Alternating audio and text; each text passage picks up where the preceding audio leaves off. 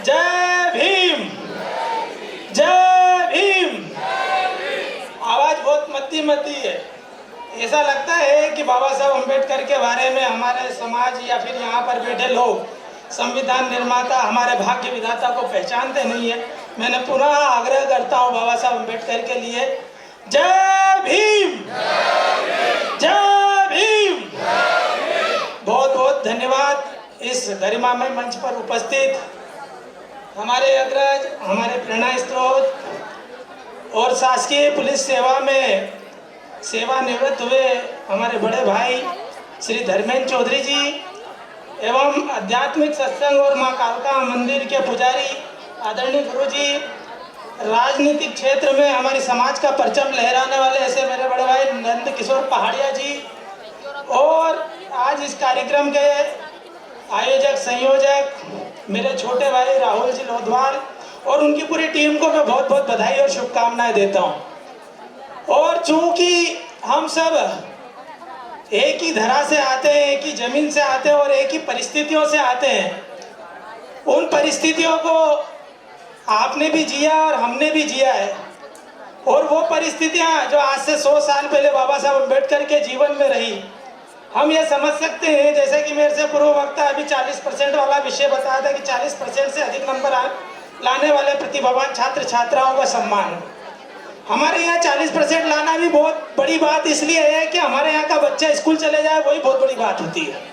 हमारे यहाँ का बच्चा तो बेचारा मजदूरी करने के लिए सुबह उठता है कि शाम को कैसे हमारे घर पे भोजन बनेगा। आज भी हम इंदौर शहर के बड़े बड़े चौक और चौराहों को देखेंगे जहाँ पर मजदूर चौक बने हुए हैं। वो शीतला माता बाजार चौक हो, पंचम की फेल का चौक हो, पलसीकर चौक हो अथवा 9 लखा चौक हो, वहाँ नन्हे मुन्ने बाल श्रमिक आपको मिल जाएंगे जो 2 वक्त की रोटी के लिए संघर्ष करते हुए मिलेंगे। उनको शिक्षा का सा नहीं आता, पढ़ने की इच्छा है, पढ़ने की लगन है, पढ़ने का जुनून है, बाकी परिस्थितियों के आगे मोहताज हैं। और ऐसी स्थितियों में जो बस्तियां हैं, हमारी सामरिक बस्तियां हैं, गणेश भैया आपको नमन है, प्रणाम है। हमारे बड़े भाई गणेश भैया आपके बीच में मौजूद है। हमारे यहाँ जनप्रतिनिधि के रूप में भी बहुत काम किया है। एक बार गणेश भैया के लिए जोरदार तालियां बजा दीजिए। गणेश जी हमारे यहाँ पर बस्तियां, श्रमिक क्षेत्र में निकलने वाले बच्चे अगर 40% लिया है, 60% लिया है तो हमारे लिए बड़ी खुशी की बात होती है, क्योंकि मेरे जैसा व्यक्ति तो सप्लीमेंट्री में भी मिठाई बांट देता था, है ना। तो मैं ये समझ सकता हूँ कि पढ़ाई हमारे लिए कितनी जरूरी है, क्योंकि बाबा साहब अम्बेडकर ने कहा है शिक्षित बनो, संगठित रहो और संघर्ष करो। कोई भी संघर्ष के बिना आपको अपना हक और अधिकार नहीं मिलता। और संघर्ष तब तक आप विजय श्री नहीं हासिल कर सकते हैं तब तक आपके पास संगठन नहीं हो, और आपका मजबूत संगठन तब तक नहीं बन सकता जब तक आप शिक्षित नहीं हो। आपकी शिक्षा ही आपको संगठित कर सकती है और आपका संगठन ही आपके हक और अधिकार दिला सकता है। बिना शिक्षा के आप अपने जीवन का उद्धार नहीं कर सकते, अपने समाज की और अपने परिवार की तरक्की भी नहीं कर सकते। ये प्रोत्साहन जो है, ये प्रशस्ति पत्र है, ये उन अंकों का सम्मान नहीं है, वो उन बच्चों के आत्मविश्वास का सम्मान है, उनके जुनून का सम्मान है, उनकी लगन का सम्मान है, जो बहुत कुछ करना चाहते हैं अपने जीवन में, बनना चाहते हैं। कोई अटल बिहारी वाजपेयी जी भी बनना चाहता होगा, कोई अब्दुल कलाम भी बनना चाहता होगा, कोई लाल बहादुर शास्त्री भी बनना चाहता होगा। वैसे प्रतिभा किसी के रहम की मोहताज नहीं होती है। हमने देखा है बहुत ही छोटी जगह से निकलने वाले बच्चे भी देश में नाम करते हैं, प्रदेश में नाम करते हैं। ऐसे हमारे गणेश चौधरी जी है, धर्मेंद्र चौधरी जी है, ये भी बहुत छोटी बस्तियों से निकले और IPS बने। तो ये कहीं ना कहीं हमारे बच्चों के लिए प्रेरणा स्रोत है, मेरे लिए भी प्रेरणा स्रोत है। ये बात अलग है कि मैं बहुत ज़्यादा वो आयु पार कर गया तब मैं इन दोनों के बारे में जान पाया। अगर स्कूली शिक्षा के समय जान पाता तो मैं भी कहीं ना कहीं कोई अधिकारी होता, किंतु बहुत वो आयु चली गई।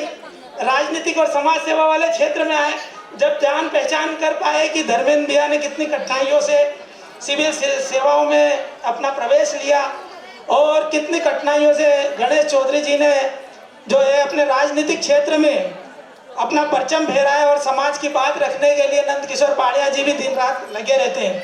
तो हमारे लिए बड़े खुशी की बात है, बड़ी प्रसन्नता का अवसर है। मैं राहुल लोधवाल और उनकी टीम को बधाई देता हूं कि हमारे यहाँ पर जो बच्चे मेहनत कर रहे हैं, उनकी लगन और उनके आत्मविश्वास को बढ़ाने के लिए ये सुंदर आयोजन राहुल भाई और उनकी टीम ने रखा है। मैं राहुल भाई को बहुत बहुत बधाई और शुभकामनाएं देता हूँ। इस तरह का सुंदर और पवित्र आयोजन आप हर बार से वैसे तो करते ही हैं, लगातार और करते रहें, ताकि हमारे छात्र छात्रा और प्रतिभावान खेल और खिलाड़ी, खेल से जुड़े हुए खिलाड़ियों को भी प्रोत्साहन मिले, ताकि वो हमारे समाज का नाम देश ही नहीं, प्रदेश ही नहीं और अंतर्राष्ट्रीय स्तर पर हमारे अनुसूचित जाति वर्ग का नाम रोशन कर सके। आप सबको बहुत बहुत धन्यवाद। जय भीम, जय भारत, जय संविधान। बहुत ही अद्भुत क्षण परिवार के लिए, परिवार की बेटी के लिए। साथियों, कैलाश विजयवर्गीय जी का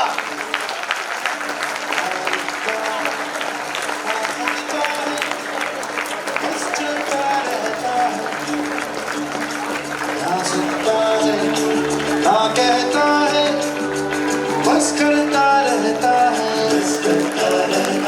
तालियों बजानी चाहिए। इतिहास कभी क्या बनता है, रब का बनता है, रब का बनता है,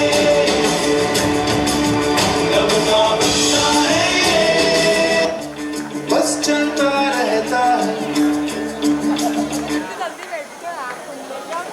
बहुत ही अद्भुत क्षण, बहुत ही अद्भुत पल संस्था स्प्रेडिंग स्माइल्स के द्वारा आयोजित प्रतिभा सम्मान समारोह में हमारे बीच मौजूद हमारे देश के यशस्वी कैलाश विजयवर्गीय जी भाई साहब का इस अभिनंदन।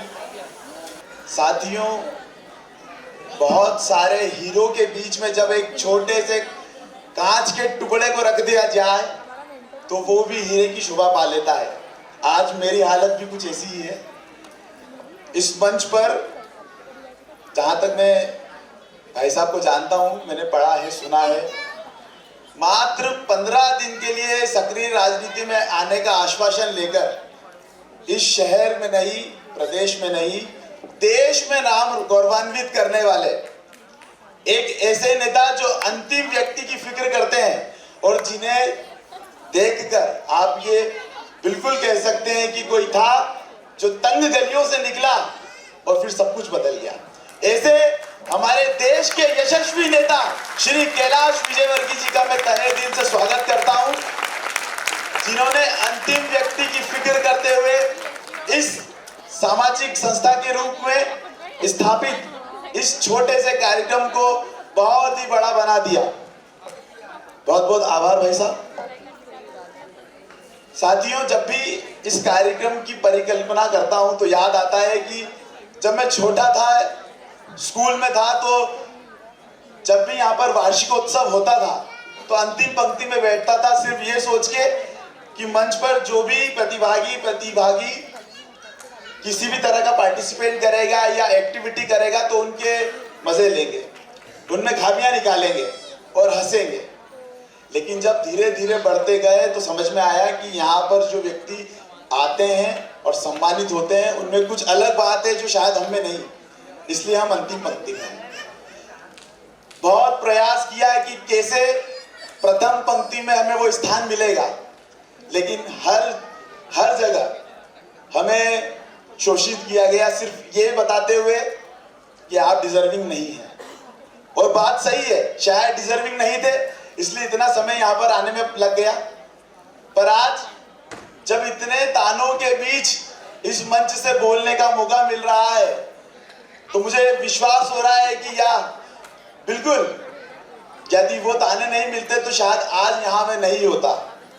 तो वे सभी विद्यार्थी जो आज 40% अंक लेकर इस कार्यक्रम में सम्मानित होने आए हैं, वो इस बात का अवश्य ध्यान रखें कि आप में शायद ये बात है, तभी आप इस मंच से सम्मानित हो रहे हैं। तो आप सबसे पहले अपने लिए एक बार जोरदार तालियां बजाएं।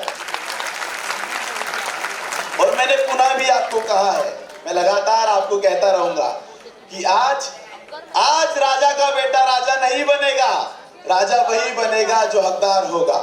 और आप सभी हकदार हैं भाई साहब, क्योंकि मेरा निवास भी पंचम की फेल में है, तो मैंने वो भावनाओं को फील किया है।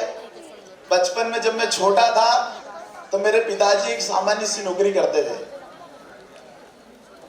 मैं बहुत छोटा था और मेरी मम्मी अक्सर मुझे बताती है कि हाँ, पापा जी सुबह 6 बजे नौकरी पे चले जाते थे और तुम 10 बजे उठते थे, 12 बजे स्कूल जाते थे, 5 बजे जब स्कूल से लौटते थे थक हार के आप 8 बजे सो जाते थे, पापा जी 12 बजे घर पे आते थे। हफ्ते भर तक आप पिताजी का चेहरा नहीं देख पाते थे, सिर्फ इस कारण के कि पिताजी सुबह 6 बजे से नौकरी पर जा रहे हैं। पिताजी जो कि खेल में राष्ट्रीय खिलाड़ी रहे, बहुत प्रयास किया कि 10वीं पास हो जाए। भाई साहब उस समय पिताजी को यह ऑफर था कि मात्र 10वीं की मार्कशीट लेकर आ जाइए, क्योंकि उस समय पिताजी राष्ट्रीय खिलाड़ी हो गए थे मात्र 22 साल की उम्र में कबड्डी में। तो उनको यह कहा गया कि मात्र मार्कशीट लेकर आ जाइए और कल से पुलिस की ज्वाइनिंग कर लीजिए। पिताजी ने 1 बार 2 बार 3 बार 4 बार कई बार 10वीं की मार्कशीट जुगाड़ने का भी प्रयास किया और एग्जाम देकर पास होने का भी प्रयास किया, पर वे सफल नहीं हो पाए। और जब मैं पढ़ रहा था तो अक्सर वो बात अब क्योंकि सामने आती है तो मम्मी बताती है कि पापा जी सरस्वती माँ के दर्शन करने जाते थे और हर बार सिर्फ एक ही बात कहते थे कि माँ जो शिक्षा मुझे नहीं मिली वो मेरे बेटों को मिले। और मैं मेरे पिताजी का तहे दिल से धन्यवाद देना चाहूँगा और उनसे भी ज़्यादा मैं मेरी माँ का धन्यवाद देना चाहूँगा, जिन्होंने पापा की अनुपस्थिति में भी मुझे मार के डांट के इस लायक बना दिया कि आज मैं आपके बोलने लायक हो चुका हूँ।